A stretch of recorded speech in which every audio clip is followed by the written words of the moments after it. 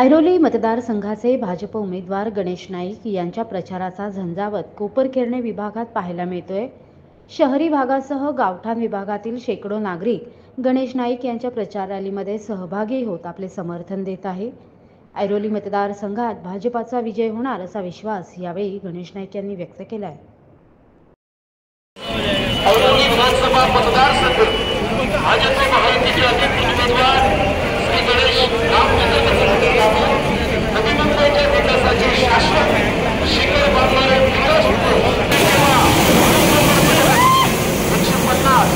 ऐरोली विधानसभा मतदारसंघातील Bharatiya Janata party, Shiv Sena, Rashtrawadi Congress party आणि श्री गणेश रामचंद्र नाईक आपल्या प्रभागात